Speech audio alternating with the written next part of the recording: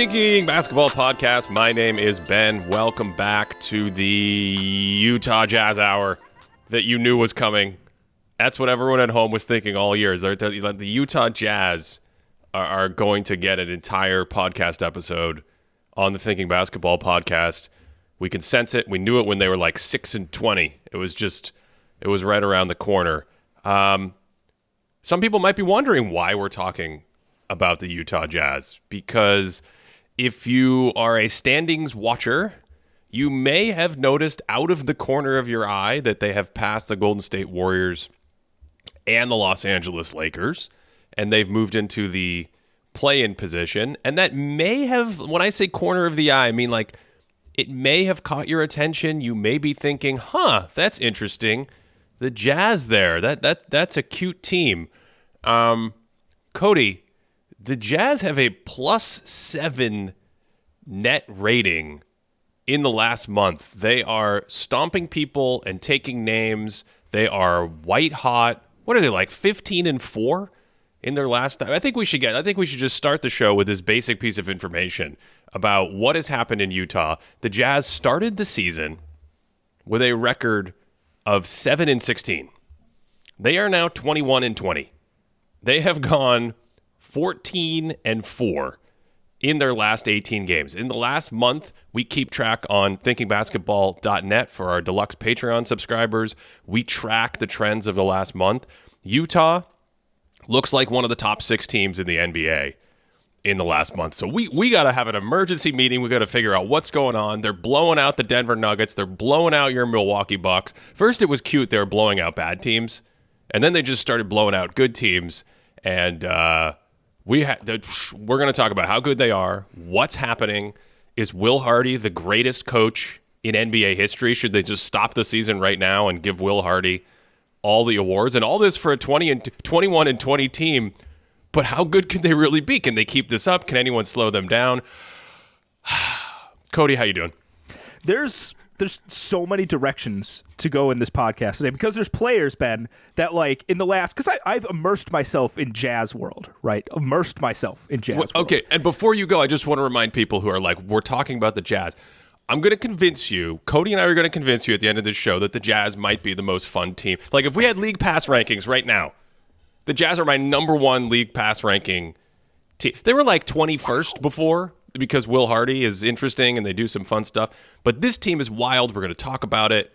Cody, I pass it back to you. I just needed to get that out there. Like, this team is not just good. They are fascinating. Number 1. That's a bold proclamation. Number 1. I like this. Who's better? I like this. Who's better to watch? You know what? I'm not going to do this off the top, because unlike you right now, I'm going to take a measured approach to all this. But I will say in the NBA League Pass player power rankings, there's at least one guy that's like all catapulted his way into the top of like the Cody must-watch players. We'll get to him at some point here. But a matter of business, I've called for this from the good members of the state of Utah, and no one's gotten back to me on this. How do I refer to people that live in Utah? Because like Wisconsin, you come from Wisconsin, you're a Wisconsinite, okay? Come from Minnesota, you're a Minnesotan.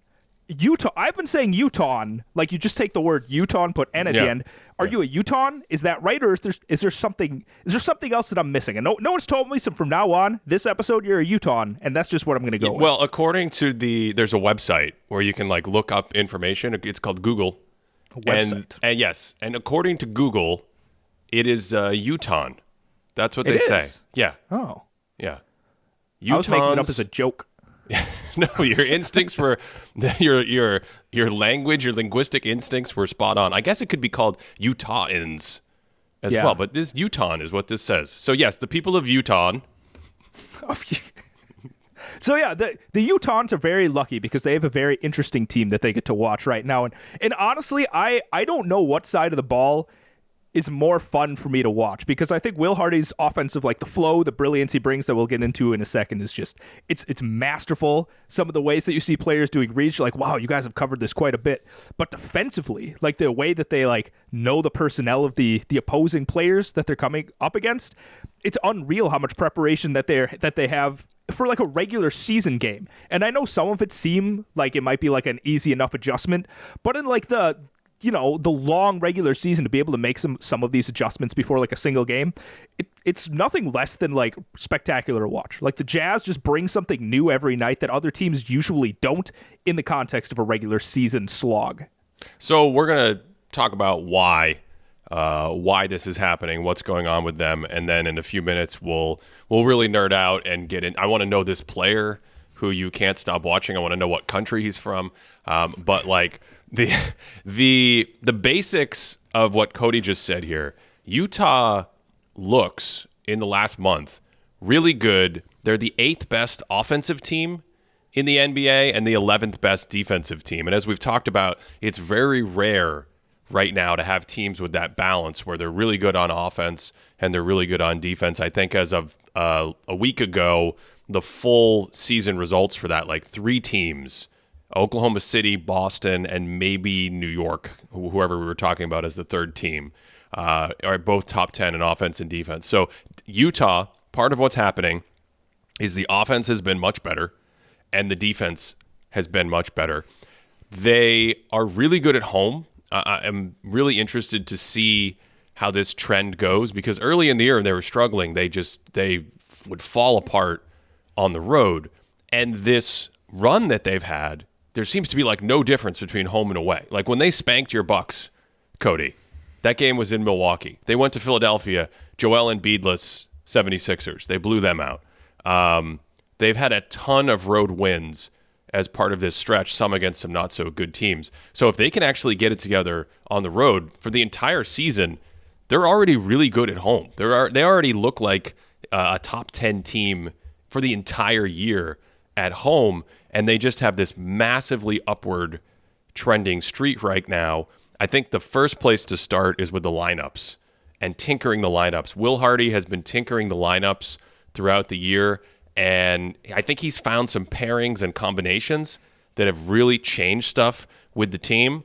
And the guy I want to land on right away is the Italian legend, Simone Fontecchio, who the Jazz are 8-1 in this lineup they're running now with Simone Fontecchio in the starting lineup. This is a change in the last month. Let's just start there. Everything seems dialed in terms of pairing players together so you get the right amount of shooting on the court, you get the right amount of playmaking on the court. We'll get into Hardy's spacing and X's and O's, and then the right amount of defense. Chris Dunn is also starting, the resurrection of old Chris Dunn, and he gives them sort of this defensive prowess in the starting lineup as well. So it's enough positive defenders, enough positive ball handlers and creators, enough shooters and spacing, and he almost plays like 2 units. They go 10 deep. They've completely removed Talen Horton-Tucker from the rotation. It's like a hockey team. The first unit comes in, the second unit comes in, and it's just destroying people. And it's the lineup construction, the like way that he spreads out minutes per game kind of reminds me of like the 2014 Spurs. Like off the top of my head, I don't think any player on that team averaged over 30 minutes per game. And right now, I think there might only be 2 guys on the Jazz that are over 30 minutes per game. And if it isn't 2, it's like really close to that. And beyond that, like the amount of guys averaging over 20 minutes per game, over 15 minutes per game, like you said, it goes 10, 11 deep, and Talen Horton-Tucker lands in that bunch, but he's been really sporadic, like you said. I think he hasn't really played the last few games after starting quite a few games before that and being like a common guy that's been in a lot of lineups. But they've had 16 starting lineups in their 41 games last I checked. I don't think they played last night, so 16 different starting lineups.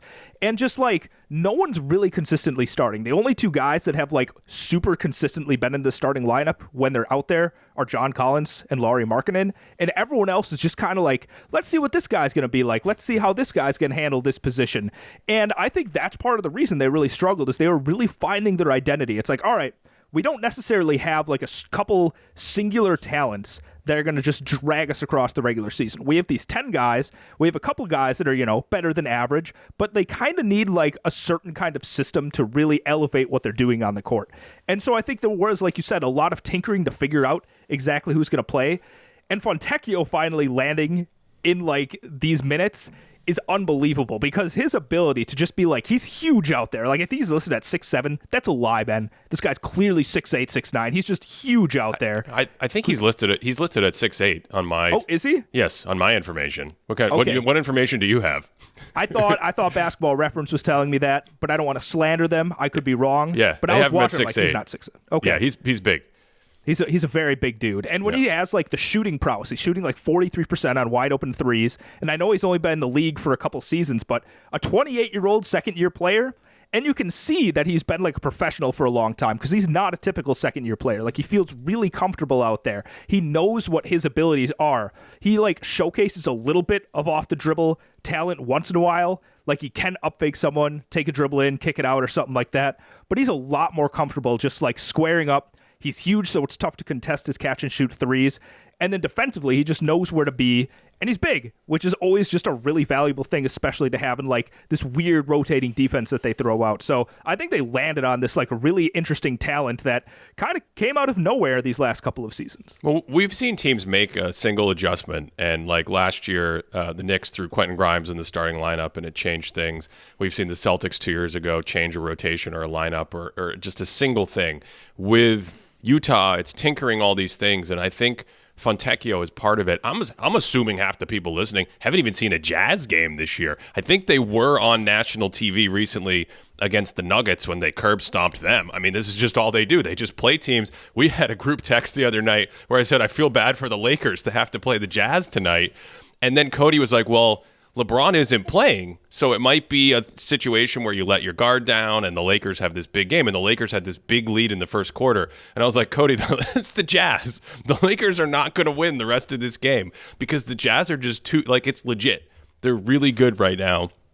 We're going to try to talk through how good they are, but Fontecchio is one part of it where he comes in the starting lineup about a month and a half ago, and you get a very polished, as you said, professional where he shoots well, high release, great movement off the ball, and then knows when to attack and close out and make the good extra pass. That's all he does. He reminds me of one of these players on like the Manu Ginobili, Oberto, Argentinian national teams that you're just like, so he doesn't have all this ISO ball handle, self-generated scoring juice, but he plays hard, he knows where to be, he defends, he can shoot.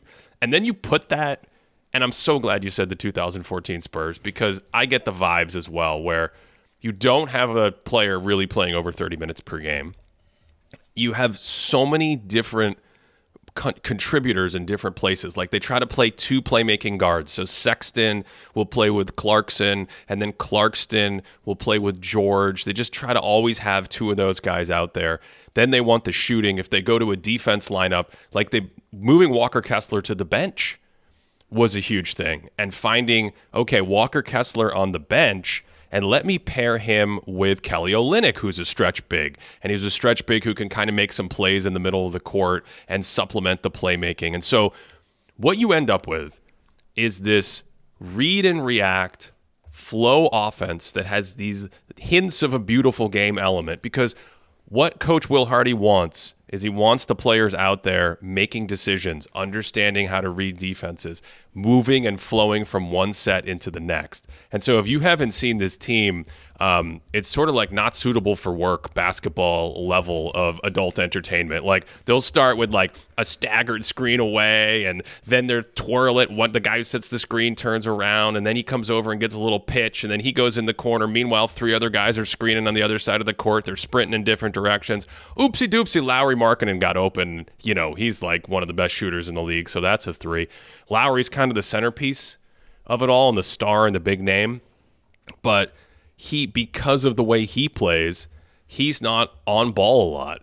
Stuff isn't built around him. They're augmenting defensive lineups around him. I wouldn't say he's a poor defender because he's so big.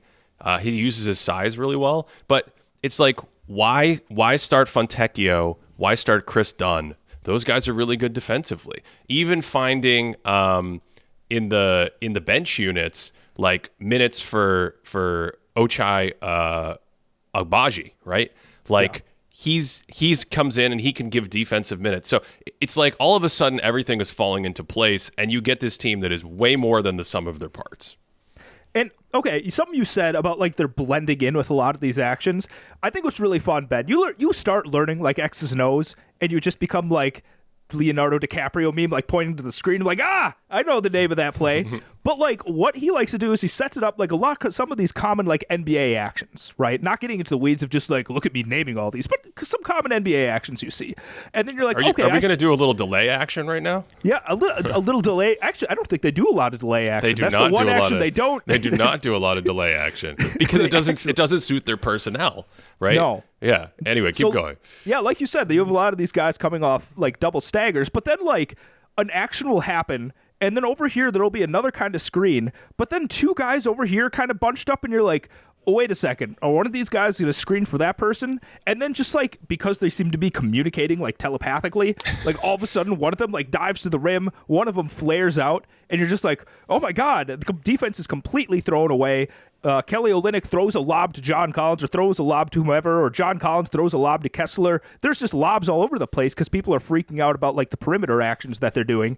And a lot of it works, like you said, because Lauri Markkanen is kind of used as like a Reggie Miller offensive piece in the sense that like they're not just giving him the ball and they're like, hey, go create some stuff for us, because he's not really much of a creator. Like the weakness in his offensive game is the passing chops. You know, once in a while you can see him making a nice little kick out, but like short arms passes, misses reads, overthrows players, things like that. But when you set him up in a position where he comes off a pin down, he catches, and he fires, like it's impossible to contest him because he's a 7-footer with a high release. But you're getting up close to him. This guy just burns by you with his streaking athleticism because he just wants to dunk on everyone. Like this guy just dives to the basket with reckless abandon. And that's a lot to try and stay in front of. And then when you have defenses collapsing, he's a good enough passer that he can make a simple kick out, and then everyone else just kind of knows where to be around that. So like he's sort of the juice that makes the offense flow, but it's not in the sense that like they're giving him the ball and letting him cook. But his ability to just like be decisive in his shots and his drives and things like that is the thing that really makes the offense as potent as it is. Well, they've really weaponized him away from the ball, to your point. And what I love about the Jazz offense is that the sequences always have options that build on each other. So the entire wide pin down where they set a screen in the corner for Lowry and he curls off, that creates problems for the defense. Do you send two players to that? If you don't, do you post him up because of the switch? Like, how do you handle that when he comes off that curl or just comes off that screen for a catch and shoot? Then the next time, Utah can just use him as the screener. So the two guys are over in the corner, he turns around and sets the screen, and now you have one of those dynamic offensive players that I talked about, Jordan Clarkson or someone like that, curling. And if the defense has to respond to that, then Markkanen just pops out for a little catch and shoot three. So the actions are always building on each other. They have another one that I love where they'll have staggered screens away from the ball, and everyone in the NBA runs this, and the guy curls off, and you can attack from there and get good offense. But they'll do stuff like against the Mavs, Cody, they came down, they set up the staggered screen action away from the ball, and then it turns out it's actually not a staggered screen. Fontecchio turns, and he's going to set two screens for the ball handler instead. So they're not looking for the off-ball action. Now they turn it into an on-ball action. And then Fontecchio, is it a Spain pick and roll? Is it a slip and a pop? No. Fontecchio slides like in between the defender and the other screener, flares out to the three-point line, just catch and shoot, drops it on someone's head because that's his skill set. So all of the X's and O's that they have these series that can develop in this sort of beautiful way, and what they want is continuity. So if the first part of the action breaks down, where are you going? Where are you flowing to next? If I set a screen here and the action isn't an easy shot, I go somewhere else and I set another screen. It's just not super easy to defend, especially relative to what we would think about the offensive talent they have is out on the court. And what really does help the off-ball stuff happens is the way that they've like consolidated a lot of the on-ball juice too. Like you said, I think it's especially Colin Sexton and it's Jordan Clarkson, who, if you look at drives per 36 in the thinkingbasketball.net database, both of these guys are near the top of the league. Like I think Clarkson. Yes, Clarkson. Kojo or Clarkson is it's a very potent point guard.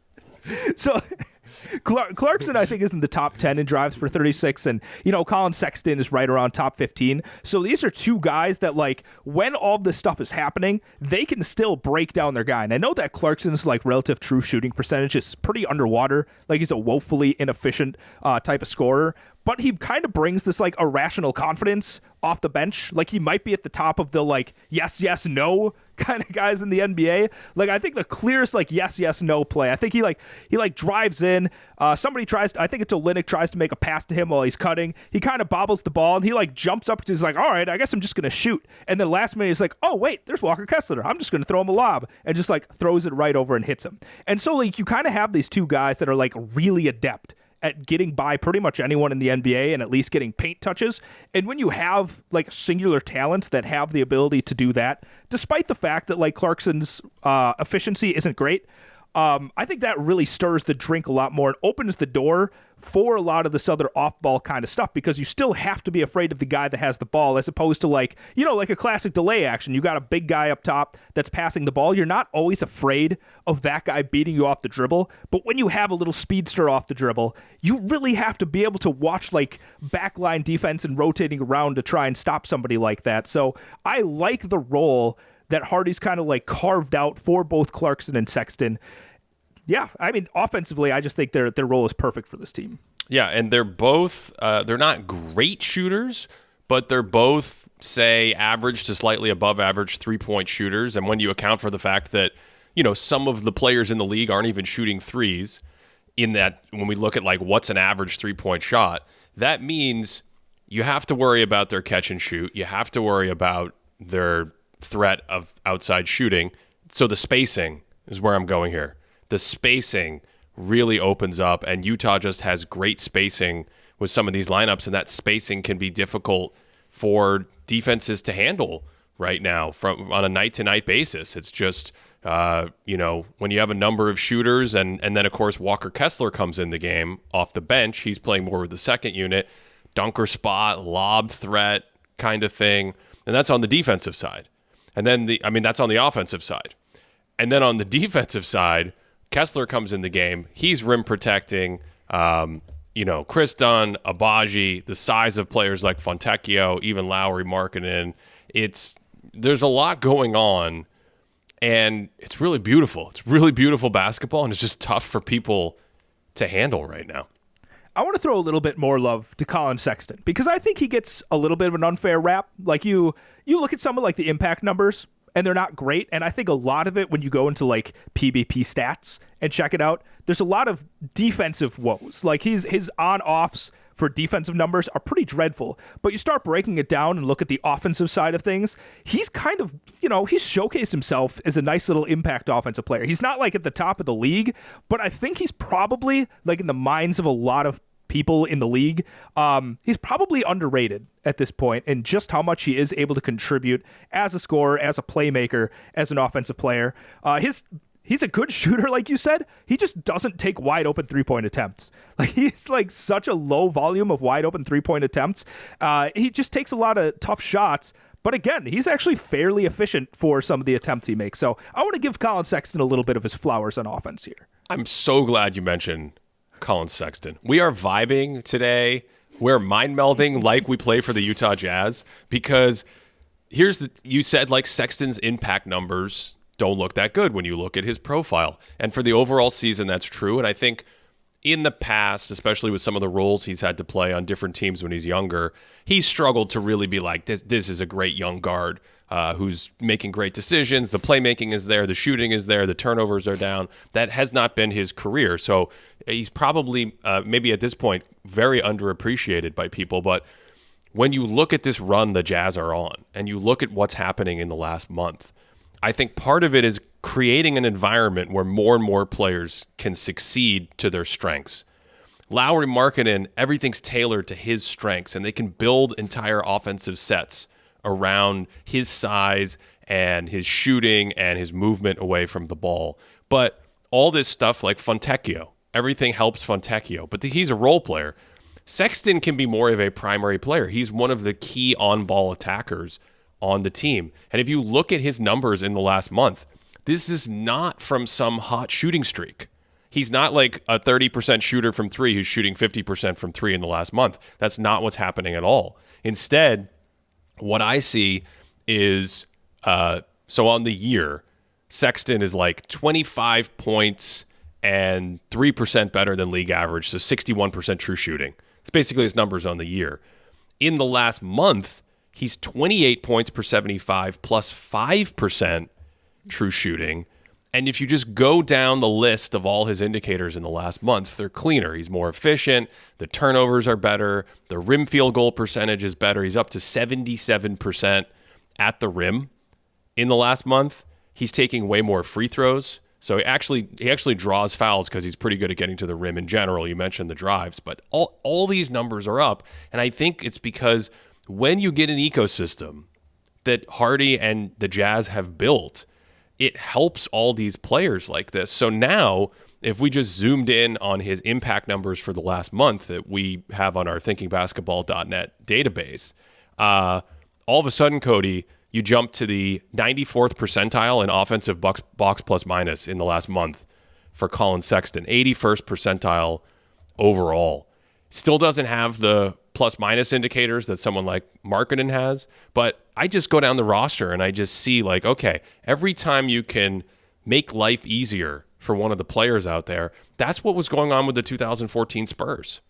So in addition to maybe some of the X's and O's concepts and things like that, it's like, how do you explain Danny Green? How do you explain Gary Neal? How do you explain Tiago Splitter? And Boris Diaw is a really talented player, but you just put him in the right lineups and the right situations where he doesn't have to be a superstar. He can play make and do all the nice things he does. Marco Bellinelli was a shooting specialist on that team. It's a little of that same thing where you're just like, you got 9 or 10 guys and it's taken a while, but I really feel like he's found the right formula to unlock that. And then we haven't even talked about the defense. A big part about Colin Sexton, a very short segment here, but it's the gym corner aspect of it. Like, Colin Sexton has not shied away from the weight room in his life. Yeah. And he shows he's kind of like he's got the Drew Holiday sort of drive sometimes. Like, he's very adept and like he gets into the paint and he's like, I'm going to throw my shoulder into you. Maybe I'll back down this point guard a little bit and throw in a little hook. So he has the speed, but also the strength allows him to get closer and absorb some of that contact to draw a lot of those fouls you were talking about. Ben, the second favorite player of mine on the team to talk about, you mentioned, and I think it's a nice transition point. Wait, who's your favorite? We haven't gotten to him yet. We'll oh, talk okay. Oh, you're counting. You're doing a countdown. Oh, we'll talk about him. Don't you worry. We'll talk about him. I'm excited about this. Counting down. This is fantastic. I don't mean to question, like, the almighty Will Hardy, but can you tell me why Walker Kessler isn't playing like 33 minutes a game? Because his... sorry, you go on. You go. Oh, no, there's more to the question. I'm ready, but go ahead. I was just going to say, I watched this guy go, and I'm like, if we like remove Rudy Gobert this season from the picture, I don't know how many players in the league right now are better paint protectors than Walker Kessler. And he's a fantastic rim roller. Obviously, passing isn't there. Spacing definitely isn't there. But in terms of just like a defense unto himself, allows them to do a lot of fun zone type stuff. I mean, you put him up into like 30 minutes a game, and we're talking about a defensive player of the year candidate. Man, I wouldn't go that far. Yeah. I don't know, Ben. I wouldn't go that far. I don't know, Ben. Better than everyone but Rudy.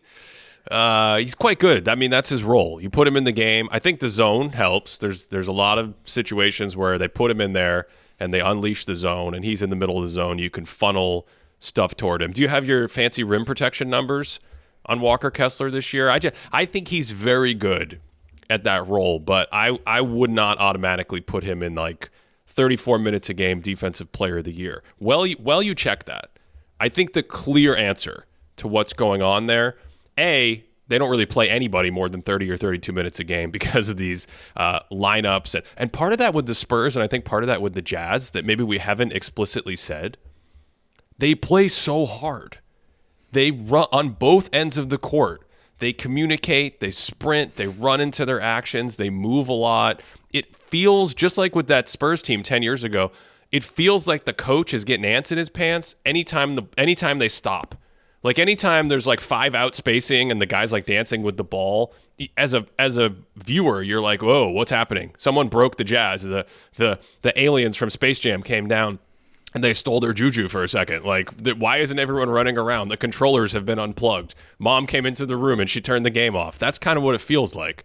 But I think spacing is the answer with Walker Kessler on offense. Just finding the right spacing with the lineups that they have. So the spacing changes when he comes in, and you try to do stuff, like if he screens up higher, things like that, you try to do stuff to preserve the spacing, but it's a different thing than that starting unit where a lesser defender like John Collins gives you that spacing because he's at least like a 36, 37% open three-point shooter that teams have to respect, and he gives you that pop and vertical threat as well that Kessler gives you. I think that's what's happened. So, without getting too in the weeds of this, like these rim protection numbers we're looking at, basically it's like on-off estimate of how many rim points a team scores based on whether or not you're on the court. So basically, right? what does the team's paint defense look like when you're in the game versus out of the game? And the summary for our friend Walker Kessler is, how good does it look? Well, it's interesting because it looks like you checked this a couple 100 minutes ago. And Ben, I'm happy to come back and report to you that it has improved. That at this point in the season, their defense is 6 points better per 100 possessions when he's on the court. Mm-hmm. And the rim numbers, I mean, it stacks up against, because I spent a lot of the offseason checking these numbers out. It literally stacks up with and surpasses most anyone that I would look at in this entire century. Right, there's like an 11 points per 100 possessions difference in the paint when he's on the court. This is Walker right now, this season. This is Walker Kessler minus 11 this season. At the rim. You're saying, yes, exactly. And I would say, like, you look at pretty much anyone over the course of a couple seasons, like Joel Embiid, KG, Tim Duncan. A lot of these guys, if you get around like -7, -8, -9, at that point you're an elite rim protector. But like the absolute best, like the Rudy Gobert's, Shaq. Jason Collins, all these guys get into double digits.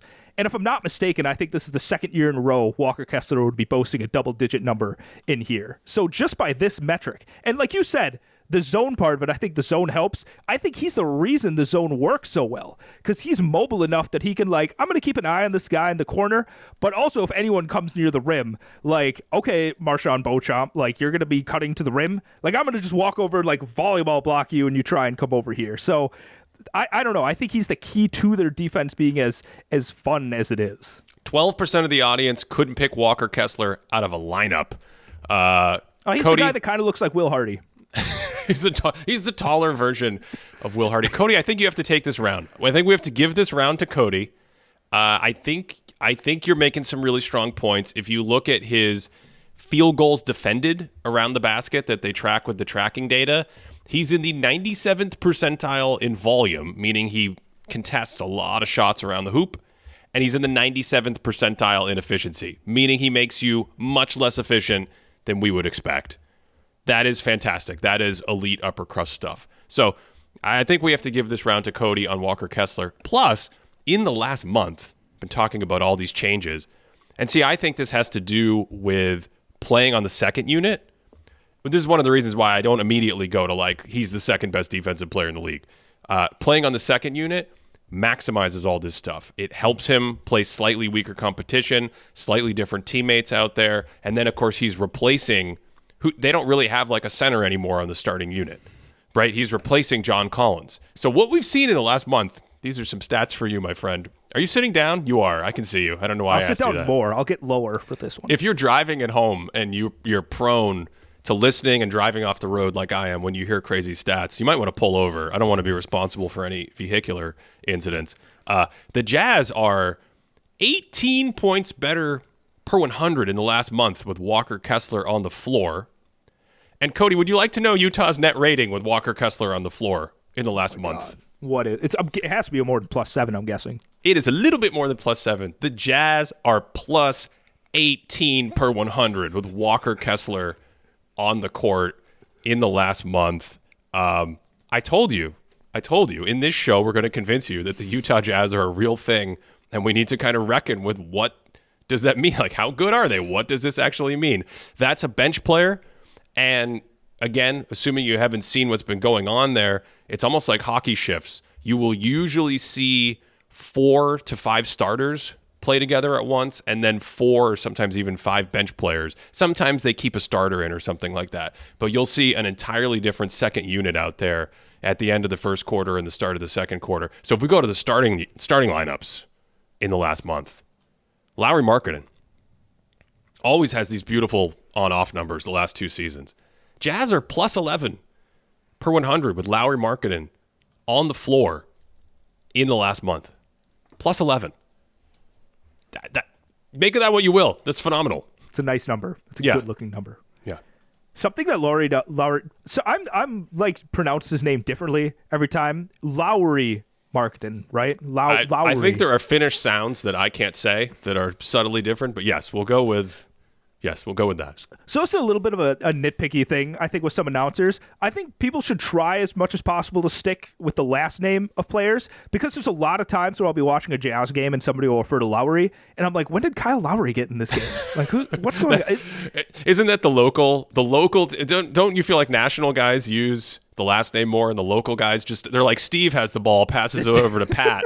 You're like, what? Who? I think it's necessary for some guys when you have a couple of like repeating last names, but like Lowry, that's Kyle Lowry in my book. Something that we didn't talk about with him, actually, he doesn't turn the ball over, Ben. And I know this has a lot to do with him just like not being like, I'm going to handle and dance with the ball and make these passes. But I think that's an aspect that's super underrated in terms of how valuable his scoring is. It's just relative to other dudes that have the offensive load that he does and that scores as much as he does. He just doesn't turn it over.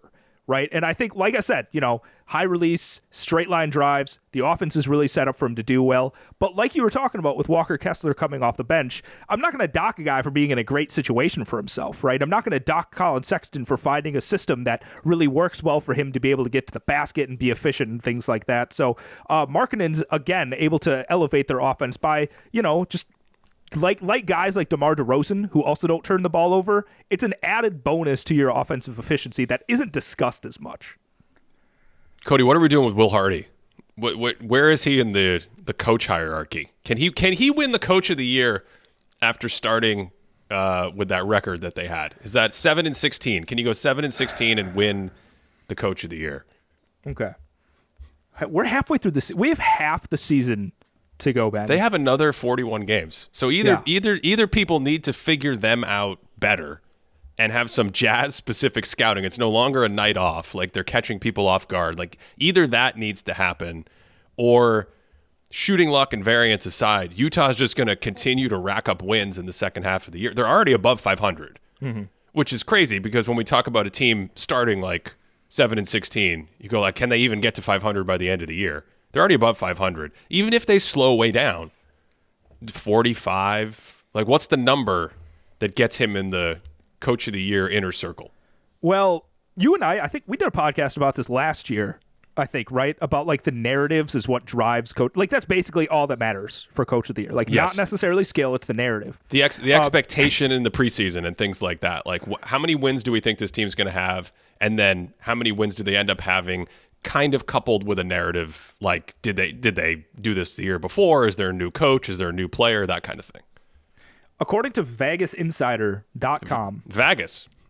What did I say? Yeah, Vegas. Las Vegas. Vegas. Vegas. Really struggling with words today. Las Vegas. That sounds weird. Midwesterner just coming out here. According to this, which was updated in January 10th, Will Hardy is 27th in Coach of the Year. Like they're basically like 27th to win the award. Yeah, he's there's some lag. There's a little lag. There's a lag in Vegas Insider. Is that what you're telling me? What I'm telling you is, by the way, Cody's like a teetotaler. There's no substances involved in this, but sometimes you hear words and they don't sound right. Anyway, yes, this is Will Hardy, 27th. Yeah, I don't know. There's a lot of season left, so anything can happen. But I think if we keep up the pace of what's going on, I don't know if Mark Daigneault's case is impeachable at this point. Like, I think he's pretty much already got the award wrapped up in like everyone's minds. And then I think the interesting other guys that he's probably competing with, Chris Finch, depending on how the Timberwolves kind of end up. Jamal Mosley's like third right now on this Vegas Insider, but I think that's going to drop off a little bit more. So honestly, also The Pelicans have had an incredible last month, so maybe there's a interesting like Willie Green resurgence here. But I do think that his best competition and probably the two top front runners are Mark Daigneault and Chris Finch for Coach of the Year. Yeah, I think those are. Did you mention Eric Spoelstra? Did you put him in there? Oh wow, I forgot about Eric. I think, you know what, this is. I feel sad. I kind of don't know if Eric Spoelstra is ever going to win Coach of the Year. He's too good for Coach of the Year. Yeah. We just kind of like know it. You know, it was like LeBron at a certain point in the 2010s. It's like, all right, just go to the finals and we'll give MVP to somebody else. In 2031, there's going to be a trophy they hand out for playoff coach, the best playoff coach. It's kind of like the Eastern and Western Conference MVPs that we've been missing our whole lives. And then the Thinking Basketball podcast, if it's still around then, I mean, probably won't be. That's a long time. But some podcast is going to go, let's retroactively go back and do all the playoff coaches and who's going to get this trophy. And they'll give Spoelstra like 3 of those. They'll hang some banner somewhere. They'll be like, Eric Spoelstra, 2023 playoff coach of the year. We don't have that yet, but he'll get it. He'll do it. The other one, Nick Nurse. Nick Nurse has got to be up there. He's got to be way up there. Yeah. I think Philadelphia is going to crush their preseason expectations. I think a lot of this depends on like how many games does Embiid play? Do they finish second in the standings? That kind of thing. Missoula, with the Celtics being so good, will probably be in there somewhere. But I don't see. I mean, Ime Udoka's done a good job. Tom Thibodeau with Honestly, New York, yeah. But these are teams with pretty good like. I think Udoka, if they can get above 500, because the Rockets preseason expectation was so much lower. Mm-hmm. I think he'll be there. But Utah also did not have a high preseason expectation. So I don't know. Maybe we should end the show on this. Like, where do you think this team is going? Besides to our television sets every night in the Thinking Basketball universe, because they're the best League Pass team. You did a soapbox thing earlier about saying first names. I want to do a mini soapbox thing. Ooh, okay. They have the worst uniforms I've ever seen, maybe in all of professional sports. I don't know what's going on. Like, at this point, they shouldn't even have colors in the uniform. It should just be a black and white uniform with a number. It shouldn't have a name on the. Let's go more minimalist. I would like no name on the front and a number. I could be convinced into no number. I could be talked into no number. Who's that? That's just Fontecchio. You have to know him. That's Simone. You just have to know him. So I think that is part of the League Pass experience. Zach Lowe and I are very connected on this. I think the court matters. I think the arena ambiance matters. For me, I think that's part of the fun of getting into a team when you watch them a lot, that whole sort of experience of watching it on TV. But other than that, man, I mean, who's more fun than the Jazz? This is my blind spot as an analyst. Like, I just have no eye for the aesthetic. Like, my wife was trying to have me check out a new comforter she wanted to try out. And, like, she had it set up. She's like, how does it look? I'm like, I don't know. So I laid down immediately and pulled it up. And she's like, what are you doing? I'm like, I don't care about what it looks like. I just care about the feel. Like, that's how I feel about watching the NBA. Like, I don't even notice jerseys. Like, they could all just be in plain white tees and just, like, some shorts, and I'd be good with it. Do you see the NBA in black and white or, like, a black and green, like Neo? Is that how you see it? Yeah, no, you don't know anyone's color. You don't know that Luka Doncic likes to wear pink shoes. I don't even see the code anymore, Ben. I just see Luka Doncic, pink shoes. Before we get out of here, Ben, we have to talk about a player. Is this your favorite Jazz player? Yeah, we did not wax poetic enough about this guy. Can I guess who it is? Yeah, because you have to know who it is at this point. I've inferred it. Yeah. Okay. I didn't know before we recorded, but now that we've done our Jazz thing and we've talked about the Jazz, there's only one left. There is only one, and that one is Dunn. Oh, it's not one. It's one and done. The one is Dunn. It's Chris Dunn, right? Have you watched Chris Dunn play basketball? Chris Dunn, when he was with the Bulls a couple years ago, I was like, I think we talked about him in one of the Thinkies, the Thinking Basketball Defensive Awards. Mm-hmm. The hands, the activity, like he had in the past these moments defensively where I thought he could be a really elite defender, starting guard, kind of basically the position he's in now. And then I feel like he faded into the background for a while, only to be revitalized. There's something, I don't know what it is. He dropped down in minutes per game, so he's kind of like in the Gary Payton II when he's healthy, minutes, like he's playing like 17 minutes per game, and I think he was playing 25 minutes per game last time that he was really a big mainstay in the league.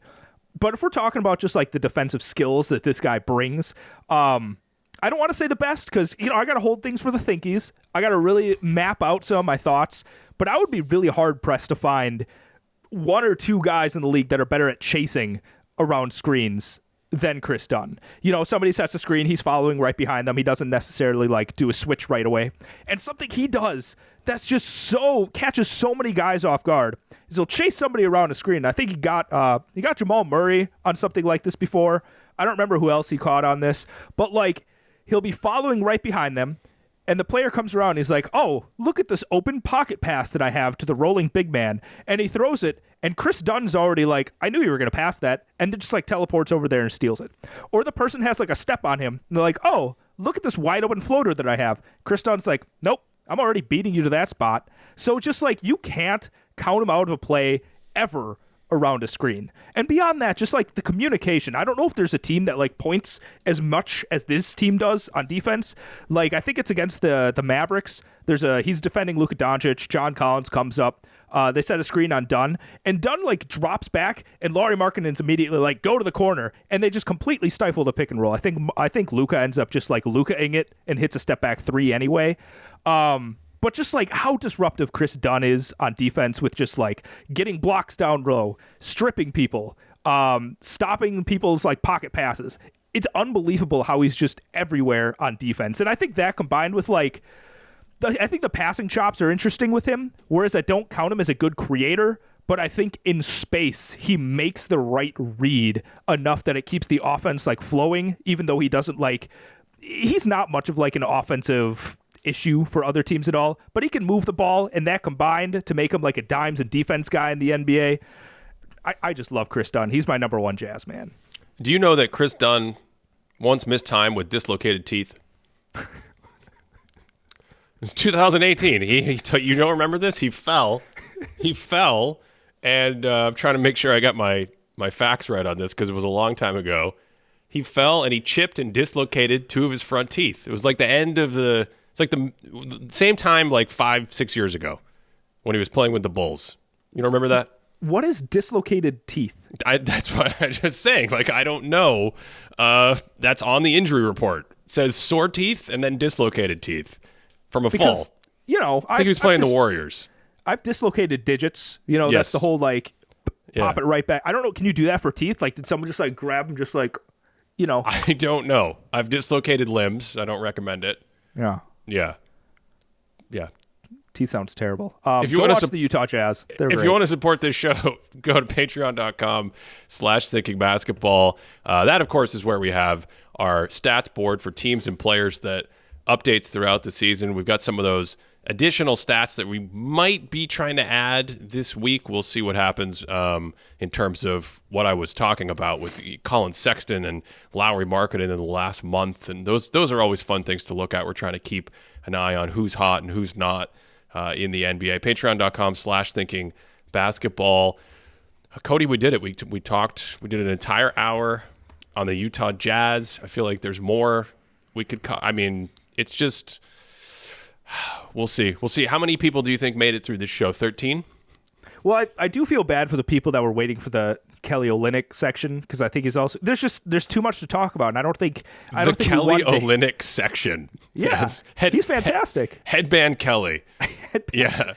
And I don't think the people wanted an hour of Utah, so some things just didn't make the cut, Ben. That's true. We can't go a full hour. In editing around here, Ben, we believe in editing on the Thinking Basketball, the podcast, the show. Editing? You mean the podcast? Yeah. We haven't edited the podcast in years. Editing. We're self-editing. Oh, you know yes. what I mean? You mean not just getting up here and just ranting about basketball for an hour and saying like we're going to have a 10-minute conversation and then it goes like 1 hour and 41 minutes because we have every thought under the sun, including new ones that pop into our head, like little AIs that don't work. That kind of editing? When you put it that way, I guess this is like the first time we've ever cut out a section. So I recant. I do not think we believe in what's it called? On the spot editing, like I just said. I don't know. I want to hear about this Walker Kessler. I want to know where people are on Walker Kessler. You made some great points about his presence as a rim protector, but I also feel like moving him to the bench and getting to pair with Kelly Olynyk has been one of the wonderful adjustments that will. We made it through this whole episode without talking about Utah's flare screens, which are the coolest thing in the NBA. I need to actually, before Milwaukee comes at me right now, we brought up the fact that, they beat the pants off Milwaukee, the Utah Jazz did. I know Damian Lillard wasn't playing, but the first half of that Bucks game was still maybe the worst half of Bucks basketball I've seen in a really long time. And just go and watch how Utah builds a wall to defend Giannis. They constantly just have 3 guys. And I know it wouldn't have worked as well if Damian Lillard was out there, but still. This is a team that we're kind of trying to pretend like the championship favorites or championship contenders, but watch that first half against the Jazz. It's tough. We really shouldn't have buried this after the outro, after the segment, after the outro, after the bonus segment. But we should mention, Cody, you have a little announcement. Oh my God! Yes, you have a little announcement that you'd like to make that is related to the programming. Our programming has been a little off. It's going to be a little off for the foreseeable future. We'll play it by ear. But I forgot to mention it last time. Cody, you have an announcement. Yeah, I do. I completely forgot to mention this. I'm going to be a dad in the next few weeks. So yeah, my wife is due in the next few weeks. Going to go dad mode. Hopefully I take the Fred VanVleet route, and that just superpowers me in every other element of life. But yeah, I'll be gone for a couple weeks from this podcast.